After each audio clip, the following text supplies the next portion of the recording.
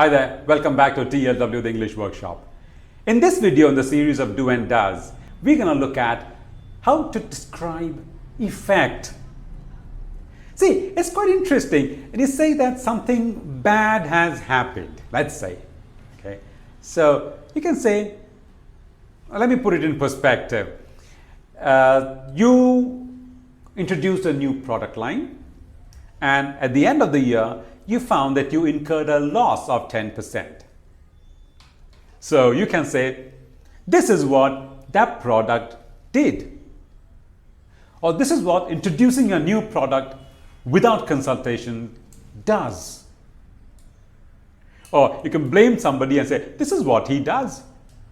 He destroys your company. Does.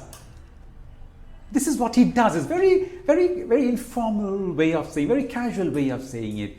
You don't have to be very formal, you know. This is the implication of following his instructions without any parallel consultation. I know. What do you feel about that? Which one do you like? Give it to me in the comments, can you? And another way to talk about effects is like saying, cigarettes can do some damage to your lungs. That's the effect of cigarettes. In the earlier case, again, you can say, introducing a new product without consultations, okay? That can do some damage to your bottom line. Or, here's another one. Talk about something positive. Say, studying for 5 hours a day will do you a lot of good. Or it'll do your marks good.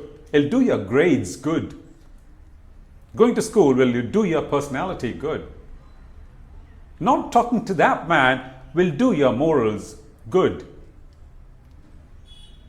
Okay, now do good, do bad, do damage. These are again the casual ways. You do good. Okay, so here's one. Okay, here's another weird way of using this, and this is the weirdness of English language. If you say that, okay, studying for 3 hours a day will do your English good. It's a positive one. Studying for 3 hours a day will do your English a fat lot of good. That means it will do your English bad. It won't help you. So do good, do a fat lot of good. They're opposites. If you like this video, hit the like button and subscribe to the channel if you haven't already. This video was on effects, and our next video will talk about how to use do and does to talk about progress. Right? See you then.